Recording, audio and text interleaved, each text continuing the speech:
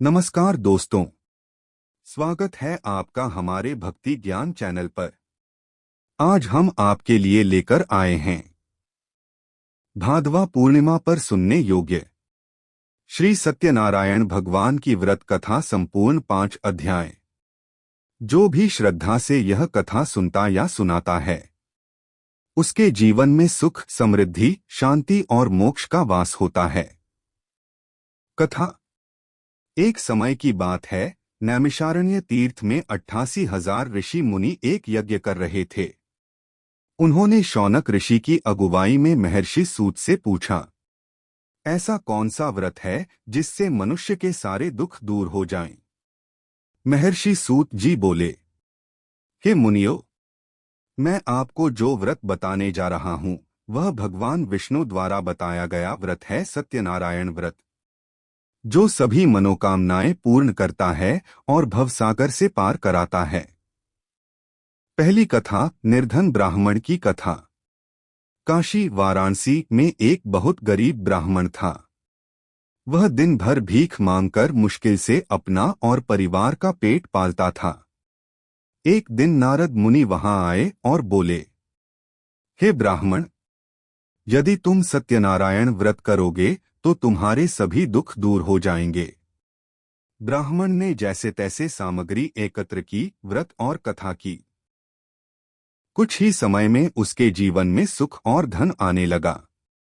सीख, श्रद्धा और संकल्प से किया गया व्रत दरिद्रता मिटाता है। दूसरी कथा, साहूकार और उसकी पुत्री लीलावती की कथा। एक बार एक धनवान साहूकार ने भगवान सत्यनारायण का व्रत किया और यह प्रतिज्ञा ली कि जब मेरी पुत्री का विवाह हो जाएगा तो मैं व्रत फिर से करूंगा। परंतु विवाह के बाद वह संकल्प भूल गया। फलस्वरूप उसके दामाद को राज्य के सैनिकों ने लूट लिया और बेटी लीलावती नदी में बह गई।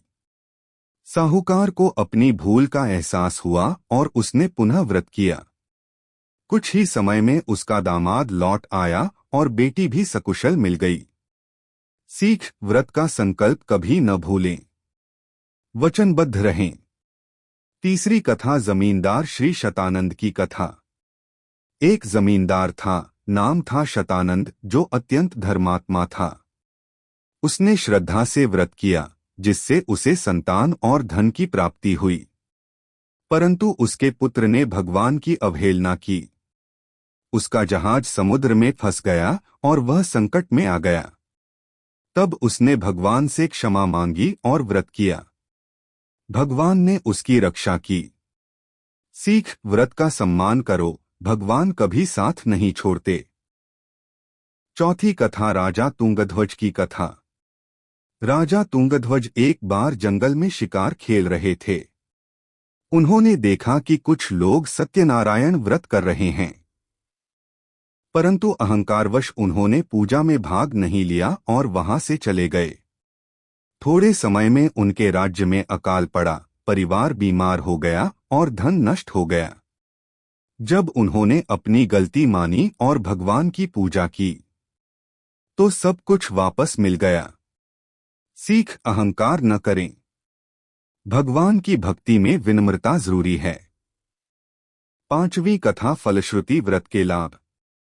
महर्षि सूत जी बोले, जो भी व्यक्ति इस सत्यनारायण व्रत कथा को श्रद्धा से करता और सुनता है, उसे जीवन में सभी प्रकार की सुख शांति, संतान सुख, व्यापार में वृद्धि और मोक्ष की प्राप्ति होती है।